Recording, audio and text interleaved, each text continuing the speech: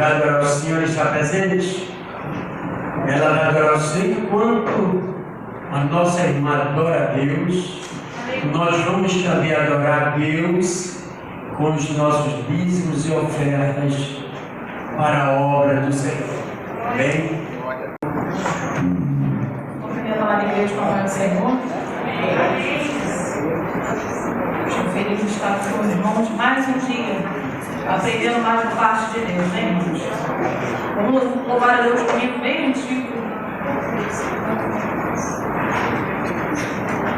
Assim como a noite espera, assim como a noite espera pelo dia, assim como a praia espera pelo mar, assim como as nuvens esperam pelo vento, com mais ansiedade eu estou a te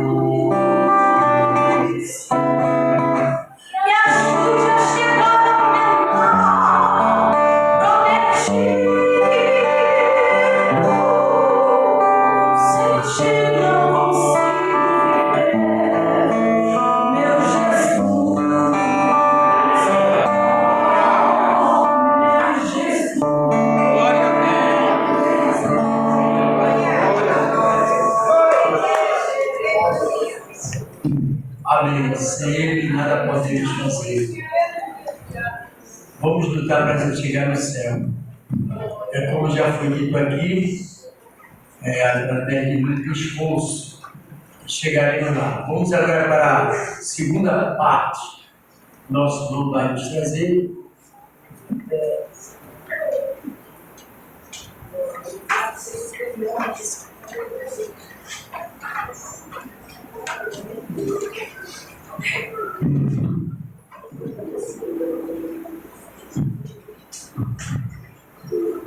Glória a Deus. Muito bem. Vamos dar um prosseguimento aqui.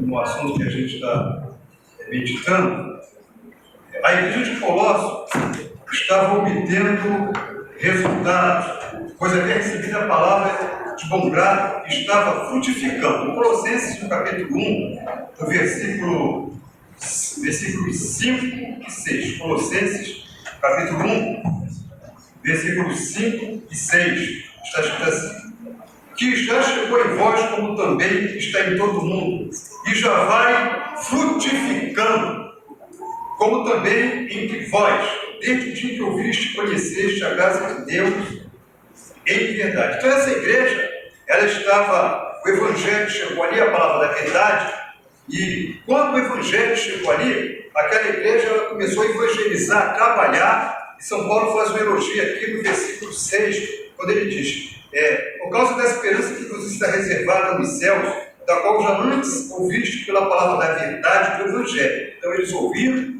a palavra da verdade do Evangelho, que chegou a vós, como também está em todo mundo, e já vai frutificando. Então a igreja de Colossos estava frutificando, eles estavam crescendo, estavam colhendo os frutos, porque eles estavam subsidentes, que eles estavam trabalhando. Então os colossenses, eles estavam frutificando. E o versículo, Colossenses capítulo 1, versículo 10, diz assim: para que possais andar dignamente diante do Senhor, agradando-lhe em tudo, frutificando em toda boa obra e crescendo no conhecimento de Deus. Então essa igreja, ela estava crescendo no conhecimento, estava frutificando em boa obra, em toda boa obra, estava agradando o Senhor. Então, precisamos, irmãos, saber qual é a vontade do Senhor. Precisamos agradar também o Senhor para que nós venhamos obter esse. Então, são algumas características essenciais para nós frutificarmos.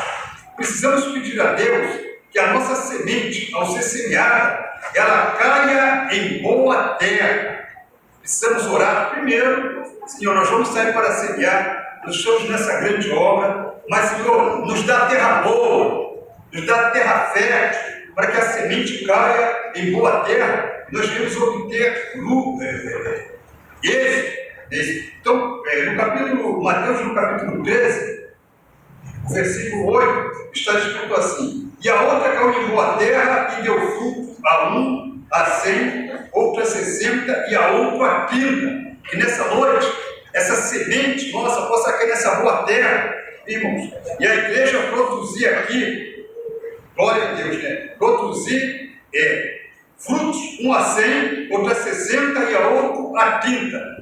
Precisamos pedir orientação, estratégia a Deus, para que nós venhamos lançar a semente em boa terra, para que venhamos colher frutos. Quando a semente, a palavra de Deus, cai em boa terra, que é o nosso coração, e nos arrependemos e nos convertemos, damos fruto com perseverança. É o versículo 23, diz assim: mas o que foi semeado em boa terra é o que semeia em boa terra, é o que ouve e compreende a palavra e dá fruto e um produz 100, e outro 60, e outro 30. Só que essa semente tem que cair em boa terra. E nessa noite nós vamos pedir discernimento a Deus, orientação a Deus, para que a semente venha cair em boa terra. Para darmos frutos, irmãos, independente de sermos chamados, né? Existem condições. Primeiro, qual a primeira condição? Temos que estar em Cristo e sua palavra deve estar em nós. Quando esse tema muito maravilhoso, da qual os irmãos escolheram, está aqui no Evangelho de São João, no capítulo 15, o versículo 7, diz assim: se vós estiveres em mim, e as minhas palavras estiverem em vós, pedirei tudo o que quiserdes e vos será feito. São características essenciais para nós produzirmos frutos, para darmos frutos independente de sermos chamados. Existem algumas condições, e uma é essa aqui: temos que estar em Cristo e a sua palavra tem que estar em nós. Glória a Deus, né? Porque é bem objetivo quando ele diz: se vós estiveres em mim e as minhas palavras estiverem em vós, pedirei tudo o que quiserdes e vos será feito. E São João, no capítulo 14, versículo 23, ele diz: aquele que me ama guardará a minha palavra, eu e meu Pai viremos para ele e faremos nele morada. Temos que guardar a palavra, temos que amar a palavra. Aquele que me ama guardará a minha palavra. A gente guarda tanta coisa, mas o essencial que a palavra de Deus a gente não tem guardado. Por isso que o salmista diz: escondi a tua palavra onde? No meu coração, né? Para não pecar contra ti. Glória a Deus. Né? Não devemos nos gloriar em nossa sabedoria. Hoje, infelizmente, em alguns lugares, existe muita gente grande. Né? Eu. Quando o pregador começa a falar eu, falar mais da vida dele do que a palavra de Deus, é um péssimo princípio. Né? Porque quando eu gosto daquele versículo de João Batista, quando ele divisou Jesus, ele falou assim: é necessário que ele cresça e que eu diminua.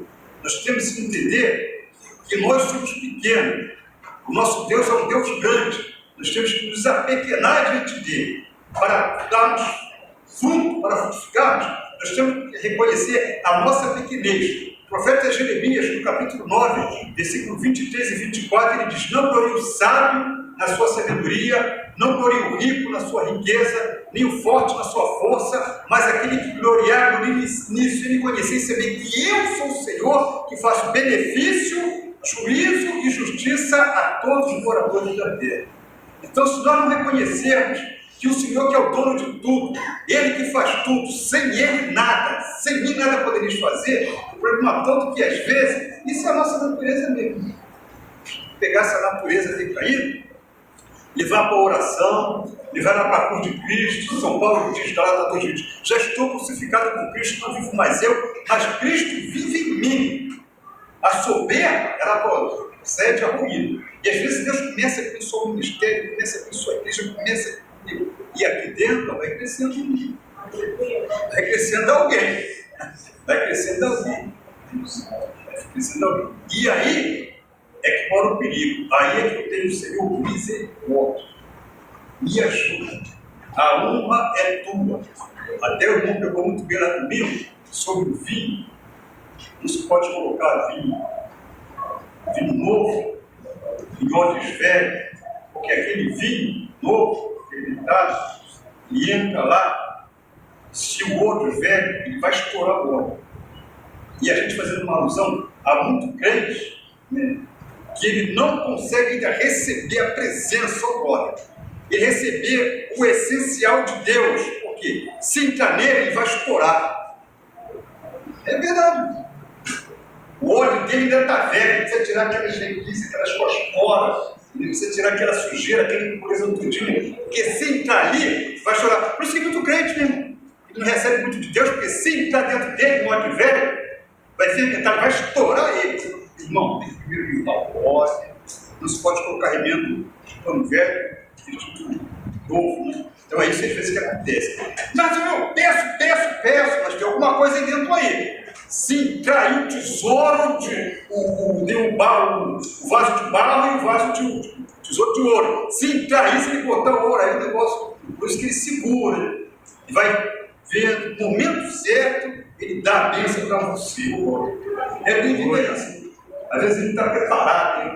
Já vimos duas pessoas na igreja, as três, que Deus abençoou. Está preparado. Precisamos reconhecer a grandeza de Deus. Para nós frutificarmos, temos que reconhecer a grandeza de Deus. Deus que pediu ao Senhor para frutificarmos. Isso fala de oração. João, no capítulo 14, versículos 13 e 14. E tudo quanto pedis em meu nome, eu farei, para que o Pai seja glorificado no Filho. Se pedis alguma coisa em meu nome, eu o farei. Nessa noite, segundo o tema que nós estamos meditando, vamos pedir a Deus, o Senhor nos ajuda a frutificar. A gente pede tanta coisa, Senhor, nós precisamos produzir na obra. Eu não consigo mais produzir na obra. O que está acontecendo comigo, Jesus? Pede para frutificar, para que haja crescimento na obra. Glória a Deus. Tudo o que pedir, né? Então, para frutificarmos, né? Temos que pedir a Deus para Ele nos ajudar. Né? E tem um versículo aqui que gosto de dizer. Às vezes, a gente pede, e a porta para frutificarmos está fechada. Essa porta, irmãos, ela só abre com oração. É 1 Coríntios, capítulo 16, versículo 9. 1 Coríntios 16,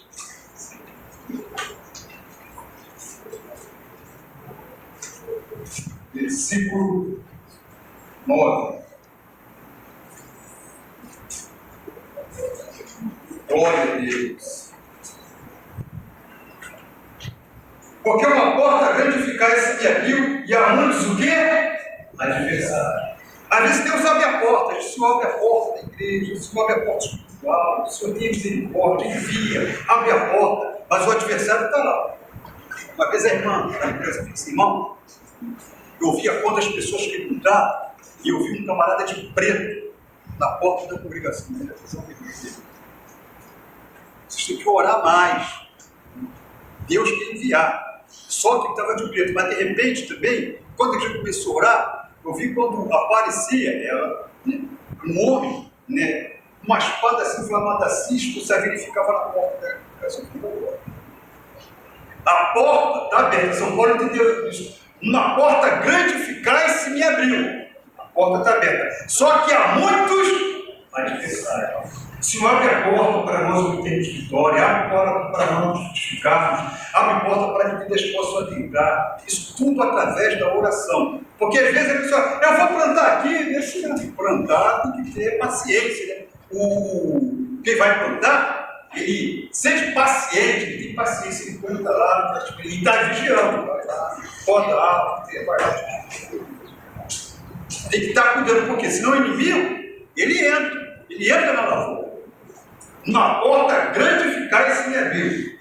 E não é só um adversário, mas há muitos adversários. Então, para frutificarmos, né, temos que pedir ao Senhor para abrir a porta da oração. Aí quando a gente vê a posição da igreja primitiva, em Atos, no capítulo 1, versículo 13 e 14, diz assim: e entrando, subiram ao cenáculo, onde habitavam Pedro, Tiago, João, André, Filipe, Tomé, Bartolomeu, Mateus, Tiago, filho de Alfeu, Simão, Zelote e Judas, filho de Tiago. Todos estes perseveravam unanimemente em oração e súplicas com as mulheres e Maria, mãe de Jesus, e com seus irmãos. Para nós frutificarmos, irmãos, primeiro, a igreja tem que estar em unidade. E tem que estar o quê? Em oração. Para frutificarmos, a igreja quer frutificar, ela tem um caminho, ela tem que estar em constante oração para nós colhermos os frutos. A igreja que não ora, ela não obtém resultado. Nós vemos aqui algumas características para dar um fruto, independente de sermos chamados, existem algumas características. Glória a Deus. Temos que nos humilharmos e convertermos do nosso mau caminho.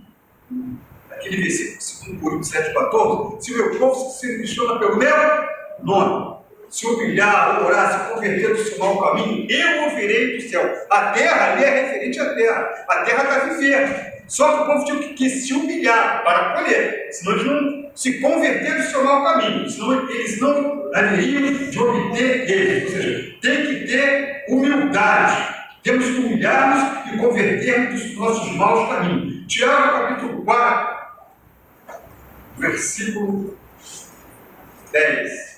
Tiago, capítulo 4, versículo 10. Humilhai-vos perante o Senhor e Ele vos é. Quem exalta é o Senhor. Só tem o seguinte: nós temos que o quê? Nos humilharmos. Para frutificarmos, temos que ter humildade no nosso coração. Temos que ser nascidos de novo. Glória a Deus. Tem que provar um novo nascimento. O Nicodemos quis saber o que era necessário para entrar no reino de Deus. Necessário era nascer de novo.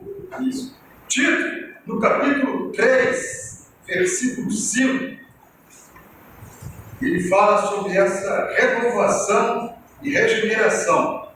Diz assim, Tito 3,5: não pelas obras da justiça que houvéssemos feito, mas segundo a sua misericórdia, nos salvou pela lavagem da regeneração e da renovação do Espírito Santo. Para nós frutificarmos, nós temos que ser a igreja nascida de novo. E é um novo nascimento mesmo, porque 1 Pedro, no capítulo 1, versículo 23, ele fala sobre esse novo nascimento, e não é qualquer nascimento. 1 Pedro 1, 23 diz assim: sendo de novo gerado. O que é gerado? A pessoa nasceu de novo. Sendo de novo gerado, não da semente corruptível, mas o que é da incorruptível, pela palavra de Deus viva e que permanece para sempre. Então a igreja, para nós frutificarmos, nós temos que o quê? Passar pelo novo nascimento. Há muito crente que ele precisa tornar-se filho de Deus. Para frutificarmos, temos que ser filho de Deus. Ele veio para os seus, João 1,12, né? E os seus não receberam. Mas todos quantos receberam, deu o poder de serem feitos seus filhos. Então nós somos filhos de Deus para o quê? Para frutificarmos. Temos que também, para frutificarmos, temos que deixar o embaraço. Há muita gente embaraçada. Como tem gente embaraçada?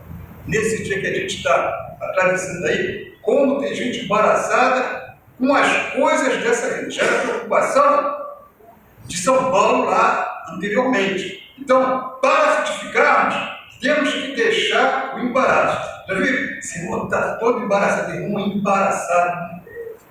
Coisa, né? Crente embaraçado.